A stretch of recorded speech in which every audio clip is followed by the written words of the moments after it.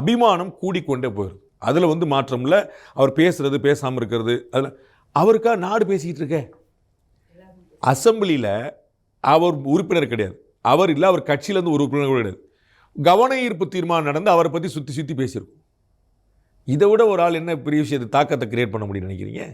முதலமைச்சர் அவரை குற்றஞ்சாட்டி சொல்கிறார், எதிர்க்கட்சி தலைவர் அவருக்கு ஆதரவாக பேசுகிறார், பாஜக அவர் வக்காலத்து வாங்கி சண்டை போடுது, எல்லா கட்சியிலேருந்து அவருக்கு வந்து பேசுகிறாங்க. இந்த மாதிரி பத்திரிகையாளர்லாம் உள்ளே பூந்து பாருன்னு, நீங்கள் விஜய் எப்படி சொல்லிங்க அப்படின்னு போய் நினைக்கிறாங்க. அவருக்காக கம்பு சுற்றுறதுக்கு 1000 பேர் இருக்கும்போது அவர் எது கம்பு சுற்றணும் தம்பி அப்படின்னு சொன்னார், ஹாப்பியாக இருப்பார். அதுதான் நான் சொல்லிட்டு இருக்கேன். அதிமுகவும் பாஜகவும் தங்களுடைய சந்தர்ப்பங்களை தவற விடுகின்றனன்னு சொல்கிற இடம் பூரா இதுதான். அதிமுகவுக்கு ஒரு பெரும் வாய்ப்பு, பாஜகவுக்கு ஒரு பெரும் வாய்ப்பு, விஜய் சேர்ந்து அடிச்சிருக்கலாம். நீங்கள் சும்மா இருக்கும்போது விஜய் அடிக்க முடியாது, புரியுங்களா? ஏன்னா அவர் வந்து சம்பந்தம் இல்லை. அவர் ஏன் பேசுகிறோம், நீங்கள் டிஎம்கே மட்டும் தான் அடிக்க முடியும்.